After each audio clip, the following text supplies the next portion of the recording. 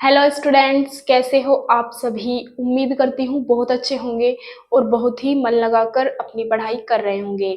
मैं प्रिया स्वागत करती हूँ आपका आपके अपने यूट्यूब चैनल प्री 10 क्लासेस में, जहाँ पर आज हम पढ़ रहे हैं क्लास 10th का मैथ्स का चैप्टर नंबर 8 चल रहा है हमारा, और चैप्टर का नाम है त्रिकोणमिति। और आज इस चैप्टर की पार्ट नंबर 12 मतलब 12वीं वीडियो है इस चैप्टर की ये।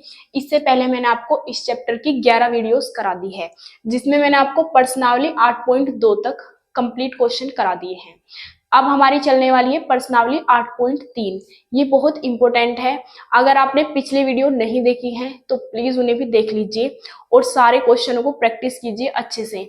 अगर आप गणित में कमजोर हैं और आप हमारे चैनल से जुड़ते हैं, मतलब सारी वीडियोस को क्रम से देखते हैं, जो सा भी चैप्टर आप पढ़ रहे हो, तो मैं आपको 100% गारंटी देती हूँ कि आपको कोई भी क्वेश्चन ऐसा नहीं होगा जो मतलब समझ नहीं आएगा या बिल्कुल दिमाग में ही नहीं आएगा, क्योंकि मैंने बहुत बेसिक से सिखाया है।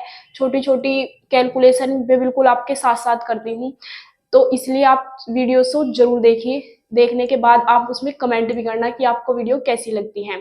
अगर आपको वीडियो में कुछ भी दिक्कत होती है तो प्लीज कमेंट करके जरूर बता दिया करो। तो आज हम क्या पढ़ने वाले हैं, पर्सनावली 8.3। तो सबसे पहले इसमें हमें कुछ सूत्र जानने होते हैं। तो सबसे पहले मैं आपको इसके कुछ सूत्र लिखवा देती हूँ और उसके बाद इसके क्वेश्चन स्टार्ट करेंगे।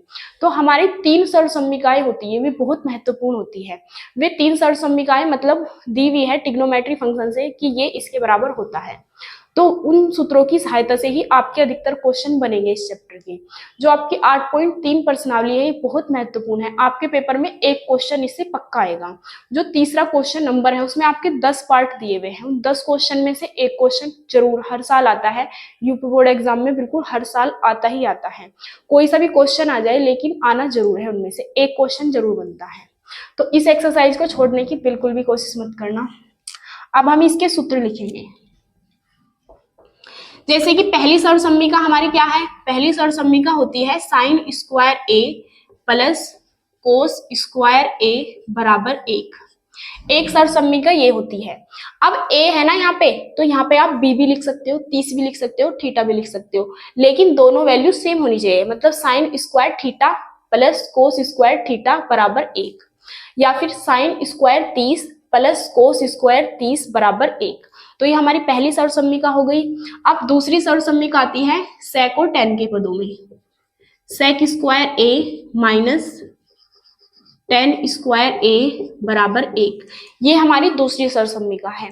इन्हें हम चेंज भी कर सकते हैं, जैसे कि इसे हम कैसे लिख सकते हैं, इसका दूसरा रूप टेन को उधर ले जा सकते हैं। तो क्या बनेगी हमारी सेक स्क्वायर ए बराबर 1 प्लस टेन स्क्वायर ए। एक सर्वसम्मिका हमारी ये बन जाएगी। या तो आप ऐसे लिखो सेक स्क्वायर ए माइनस टेन स्क्वायर ए बराबर 1, या फिर ऐसे लिख लो सेक स्क्वायर ए बराबर, ये माइनस का इधर जाके हो जाएगा प्लस का, 1 प्लस टेन स्क्वायर ए। अब हम लिखेंगे तीसरी सर्वसम्मिका। तीसरी सर्वसम्मिका होती है हमारी कोसेक स्क्वायर ए माइनस कोट स्क्वायर ए बराबर 1। अब इसे भी हम चेंज कर सकते हैं, कोट उधर जाके प्लस का हो जाएगा, या फिर हम क्या लिख सकते हैं, कोसेक स्क्वायर ए बराबर 1 प्लस इधर आके प्लस हो जाएगा कोट स्क्वायर ए। तो हमारी ये 3 सर्वसम्मिका है, बहुत महत्वपूर्ण है, याद करनी है। और एक मैं आपको चौथा सूत्र ये बता देती हूँ, वैसे मैंने आपको पहले भी बताया है। जो हमारा टेन थीटा होता है वो किसके बराबर होता है, साइन थीटा बटे कोस थीटा। पांचवा सूत्र आप ये लिख सकते हो,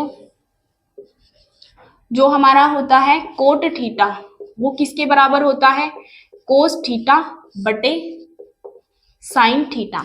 आप ए भी लिख सकते हो, कोण थीटा भी लिख सकते हो। फिर हम छठा को देखेंगे इसी तरीके से, जो टेन थीटा है वो किसके बराबर है, 1 बटे कोट थीटा के। ये मैं आपको वैसे लिखवा चुकी हूँ, ये वाले तो ये भी लिखवा दिए थे, आप इनके साथ भी नोट कर लीजिए। इसी तरीके से हम इसे उधर ले जा सकते हैं, इसे इधर। तो कोट थीटा बराबर क्या होता है, 1 बटे टेन थीटा। तो ये आपके इस एक्सरसाइज के सूत्र है। वैसे आपके पहले इस चैप्टर में एक चतुर्थांश भी होता था, उसे पढ़ना बहुत जरूरी होता था, लेकिन वो अब आपके सिलेबस से हट चुका है। अब आपके सिलेबस में बस इन 3 सर्वसम्मिका और 2 ये सूत्र है, इसके आधार पे ही आपके सारे क्वेश्चन हो जाएंगे। और जो मैंने आपको पीछे सूत्र लिखवाए थे ये वाले, टेन थीटा बराबर 1 बटे कोट, कोट थीटा बराबर 1 बटे टेन, या साइन थीटा बराबर 1 बटे कोसेक थीटा, उन्हें भी एक बार पढ़ लीजिए, तभी आपको एक्सरसाइज अच्छे से समझ आएगी। उम्मीद करती हूँ ये सूत्र आपको समझ आ गए होंगे। अब आप इन्हें नोट कर लीजिए, फिर हम आगे कंटिन्यू करेंगे।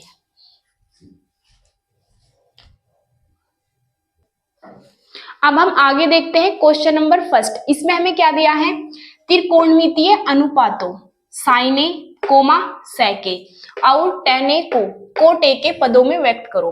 देखो क्वेश्चन समझना बहुत ज्यादा जरूरी है, क्वेश्चन कह क्या रहा है तभी हम आंसर ला सकते हैं। तो इसमें हमें तीन त्रिकोणमितीय अनुपात दिए हैं। एक तो क्या दिया है साइन ए, एक है सेक ए और एक है टेन ए। इन तीनों को हमें कोट ए के पदों में व्यक्त करना है, मतलब इनके आंसर हमें कोट के पदों में लाने। एक तो हमारा साइन ए है, एक सेक ए है, एक टेन ए है। इन तीनों की वैल्यूज को हमें किसके पदों में लाना है, कोट ए के पदों में। मतलब हमें तीन फंक्शन दिए हैं और इनके आंसर जो हमें है किसके पदों में चाहिए, कोट ए के पदों में चाहिए। तो अब हम क्वेश्चन को करते हैं। देखो क्वेश्चन करने के बहुत सारे तरीके हो सकते हैं, मैं आपको इन्हें बहुत इजी वे में सिखाऊंगी। जो मैंने आपको अभी सर्व समीकरण बताई है तीन, साइन स्क्वायर ए प्लस कोस स्क्वायर ए बराबर एक, सेक स्क्वायर ए माइनस टेन स्क्वायर ए बराबर एक, कोसेक स्क्वायर ए माइनस कोट स्क्वायर ए बराबर एक, उनको ध्यान से देखो। उनमें से किसी सरसम्मिका का यूज होगा इस सवाल में और ये क्वेश्चन हो जाएगा। तो उन सरसम्मिकाओं को आपको भूलना नहीं है, याद रखना है और क्वेश्चन को करेंगे। अब हम देखेंगे, चूंकि हमें क्या दिया है साइन ए, पहले हम साइन ए को हल कर रहे हैं। साइन ए को लिख सकते हैं हम एक बटे कोसेक ए। अब हमें कोसेक और कोट, हमने एक सरसम्मिका पढ़ी है वो कोट के पदों में, तो उससे हम कोसेक ए की वैल्यू निकाल लेंगे और उठा के यहां रख देंगे। अब हम लिखेंगे, चूंकि हम जानते हैं कोसेक स्क्वायर ए माइनस कोट स्क्वायर ए बराबर 1, कोट माइनस का है इधर जाके प्लस का हो जाएगा, तो हमारा हो जाएगा कोसेक स्क्वायर ए बराबर 1 प्लस कोट स्क्वायर ए। हमें वैल्यू किसकी चाहिए, कोसेक ए की, तो दोनों ओर का वर्गमूल ले लिया, वर्ग से वर्गमूल कट गया, कोसेक ए बराबर वर्गमूल 1 प्लस कोट स्क्वायर ए। ये वैल्यू उठा के यहां पटक देंगे, आंसर आ गया। तो हम यहां पे रख देंगे इस वैल्यूज को यहां पे, तो हमारा आ जाएगा साइन ए बराबर 1 बटे कोसेक ए की वैल्यू ये है और उठा के इसे हम यहाँ पे रखेंगे under root 1 plus cot square A. तो देखो पहला फंक्शन हमारा हो चुका है, साइन को कोट के पदों में आंसर ला दिया हमने, साइन को कोट के पदों में बदल दिया, एक हमारा हो गया। अब हमें सेक को बदलना है, अब हम किसे लेके चलेंगे, सेक को।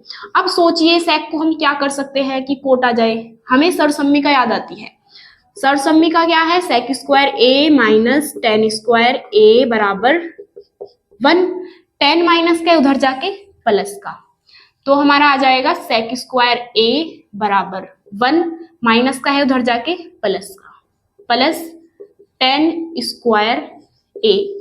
दोनों ओर का क्या लेंगे, वर्गमूल, वर्गमूल ले लिया इसका भी और इसका भी, तो वर्ग से वर्गमूल कट गया, सेक ए बराबर वर्गमूल जू का तू 1 प्लस, हमें आंसर 10 में नहीं चाहिए, किसमें चाहिए, कोट में।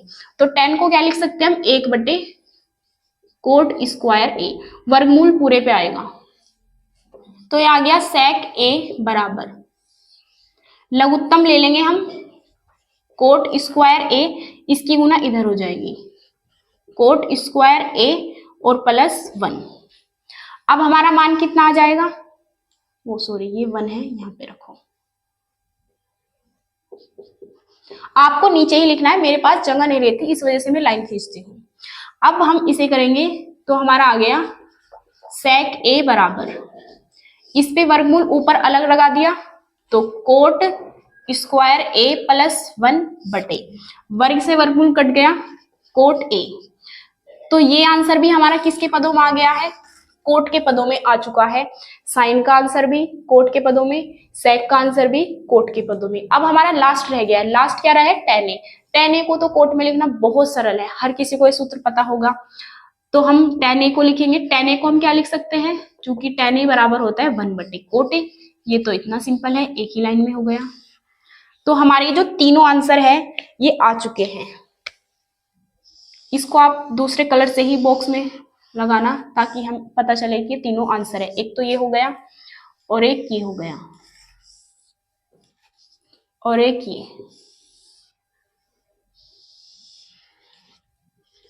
ये भी हमारा आंसर है।